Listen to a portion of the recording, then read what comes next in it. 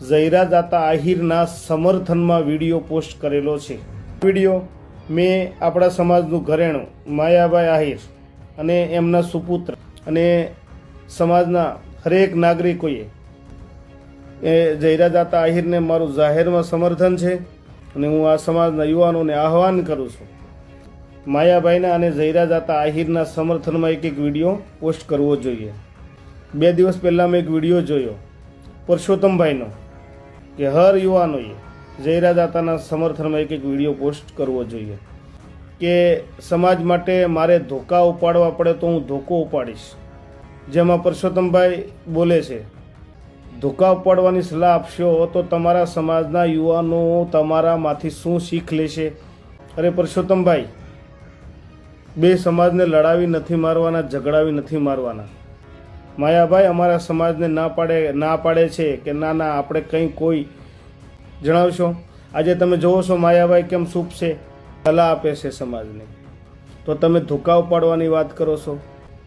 Video ન બનાવતા, કોઈ વિરોધ ન કરતા, શાંત રહો, મૌન રહો। આજે માયાભાઈ અને રહી વાત ધોકાની, તો અમારા આહિર સમાજને તો 2 સમાજને લડાવી મારવાનું કામ નહીં કરવાનું, મહારથ હાંસલ કરેલો છે।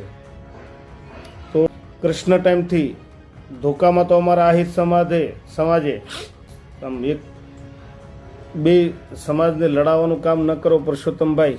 તો આવી શિખામણ આપીને તમારો જે વિડીયો જોયો એ મને બરાબર ન લાગ્યો।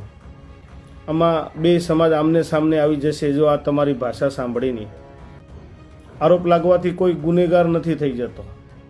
અને રહી વાત આરોપની, ઝૈરા જાતાની ઉપર સિર્ફ આરોપ લાગેલો છે અને કોર્ટ તકસીરવાન ઠેરવે।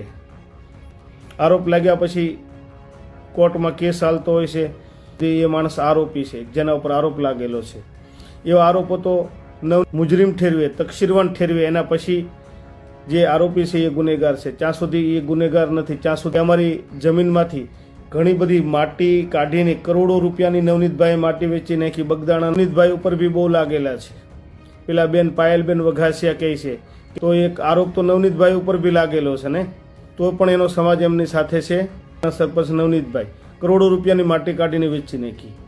કે માયાભાઈ આહિર અને ઝૈરા જાતા આહિરના સમર્થનમાં હું હરેક આહિર સમાજના લોકોને હાથ જોડીને રિક્વેસ્ટ વિનંતી કરું છું, સમાજને સમર્થન કરવું સમાજની જરૂર છે।